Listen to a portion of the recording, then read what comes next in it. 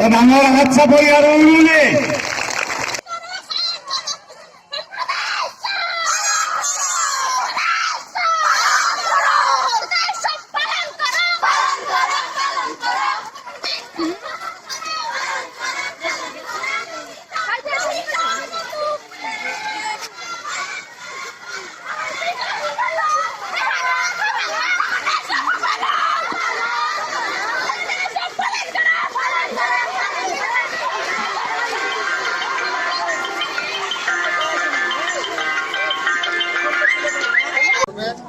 Community festival সম্প্ৰদায় উৎসৱ বা সমন্বয় উৎসৱ বা সমূহীয়া উৎসৱ বুলি ক'ব পাৰি আমি সেইটো পালন কৰিবলৈ ওলাইছোঁ। যিটো উৎসৱৰ জৰিয়তে বিদ্যালয়বোৰত সমাজৰ লগত জড়িতকৰণৰ কাৰণে চেষ্টা কৰা হৈছে। সমাজ হৈছে বিদ্যালয়ৰ এটা অবিচ্ছেদ্য অংগ। সমাজক বিদ্যালয়ৰ ওচৰ চাপাই আনিবলৈ ভাবা হৈছে এই উৎসৱৰ জৰিয়তে। এই উৎসৱ হৈছে বিভিন্ন সম্প্ৰদায় বিভিন্ন জনগোষ্ঠীৰ উৎসৱ, য'ত বিভিন্ন জনগোষ্ঠী বা সম্প্ৰদায়ৰ কলা সংস্কৃতি কৃষ্টি আদি প্ৰদৰ্শন কৰা হয়। এইবোৰ প্ৰদৰ্শনৰ জৰিয়তে এটা অনৈক্যৰ মাজত ঐক্যতাৰ ভাৱ আনি বিদ্যালয় এখনৰ উন্নতিৰ জখলাত আগবঢ়াই লৈ যাবলৈ সক্ষম হ'ব পাৰি। কচুতৰা উচ্চতৰ মাধ্যমিক বিদ্যালয়।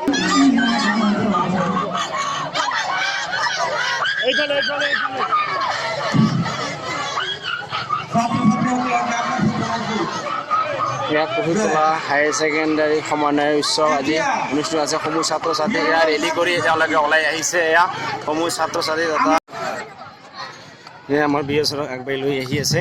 আমাৰ বিহু নাচনি কৰে।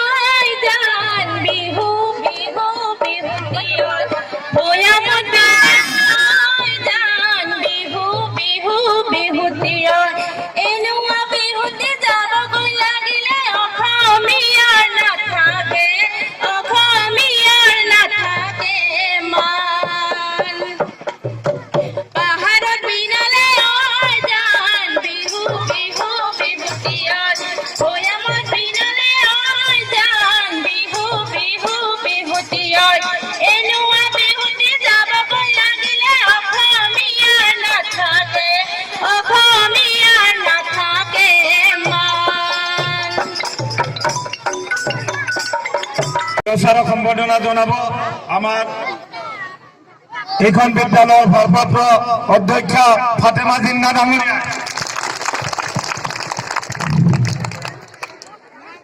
এয়া আমাৰ সম্বৰ্ধনা অনুষ্ঠান শেষ হ'ল। এই সংক্ৰান্তত সমন্বয় উৎসৱ সংক্ৰান্তত চাৰক দুআষাৰ ক'বলৈ মই আহ্বান জনাইছো। মঞ্চত উপস্থিত আমাৰ খেলুৱাপাৰা তথা ঔদ্যোগিক ক্লাষ্টাৰৰ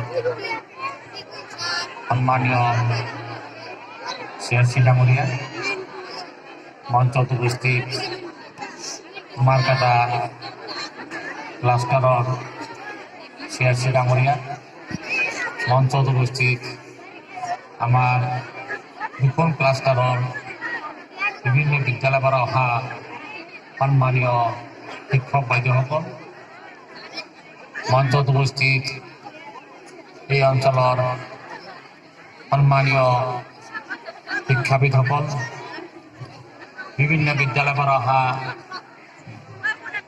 বৰ মৰমৰ ছাত্ৰ ছাত্ৰী তথা স্থানীয় ৰাইজ, সমূহ শিক্ষক, স্থানীয় ৰাইজ, CRC সকলোকে মই আন্তৰিক শুভেচ্ছা জ্ঞাপন কৰিছোঁ। লগতে কমিউনিটি ফেষ্টিভেল আপোনালোকে ইতিমধ্যে ইয়াৰ বিতং ব্যাখ্যা গম পাইছে। উভয় কমিউনিটিৰ মাজত আমি একতাৰে আমি স্কুল সম্পৰ্কত যিকোনো কাৰ্যসূচী যদি আমি কৰিবলৈ যাওঁ তে আমাৰ মাজত এটা সঁচাকৈ এটা ভাতৃত্ববোধ গঢ়ি উঠে। এইটোৱে আমাৰ মেইন মহান উদ্দেশ্য। এই উদ্দেশ্য আগত ৰাখি আমাৰ কমিউনিটি ফেষ্টিভেল কৰা হৈ আছে।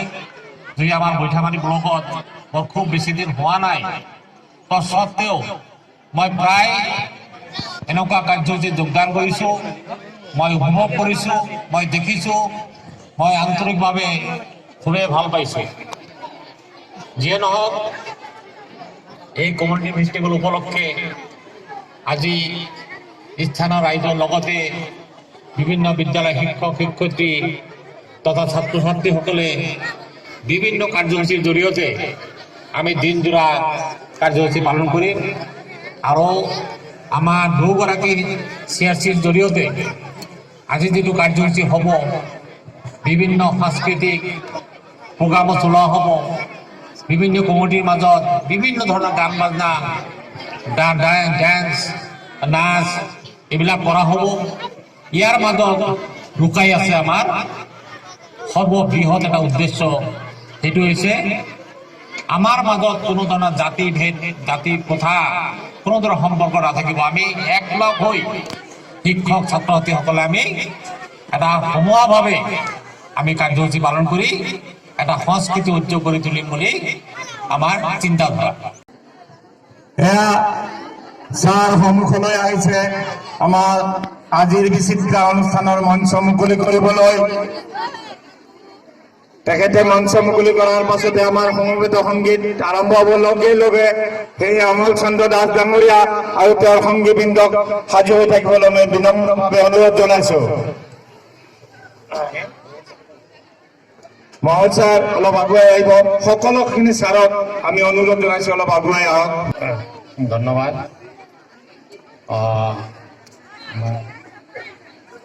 সম্প্ৰদায় উৎসৱত যিসকল শিক্ষাপ্ৰেমী ৰাইজ, ছাত্ৰ ছাত্ৰী, শিক্ষক শিক্ষয়িত্ৰী সকলোৰে সহযোগিতা কামনা কৰি মই আজি মঞ্চ উদ্বোধন কৰি ওলাইছোঁ। সকলোকে সহযোগিতা কৰিবলৈ আহ্বান জনাইছোঁ। ধন্যবাদ।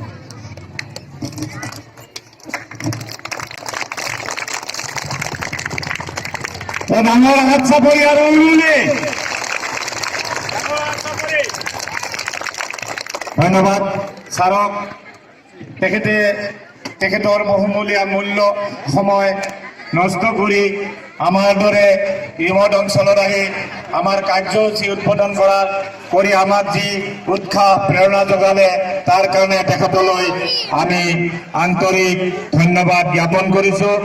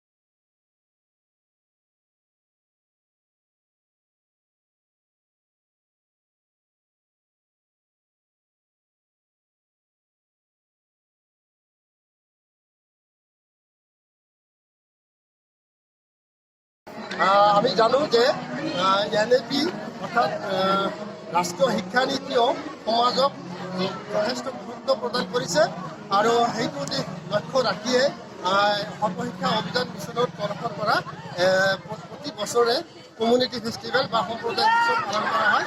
সেইটো লগত সংগতি ৰাখিয়ে আমি এইবেলি আমি পালন কৰিবলৈ ওলাইছোঁ খেলুৱাপাৰা আৰু ঔডুবীয়া মণ্ডল সমল কেন্দ্ৰ। এই বছৰ আমি এইবাৰ কাৰ্যসূচী হিচাপত আমি ৰাখিছোঁ আমাৰ আপোনালোকে চাই আছে বিভিন্ন কাৰ্যসূচী ৰখা হৈছে। প্ৰথমতে আমাৰ পতাকা উত্তোলন কৰা হ'ল, তাৰপিছত বৃক্ষৰোপণ হৈ গ'ল আৰু এতিয়া আপোনালোকে দেখা পাইছে শোভাযাত্ৰা হৈ আছে। ইয়াৰ পিছত আমাৰ সাংস্কৃতিক বাৰেবৰণীয়া সাংস্কৃতিক অনুষ্ঠান এটা আছে, তাৰ পাছত আমাৰ মুকলি সভা ৰাখিম।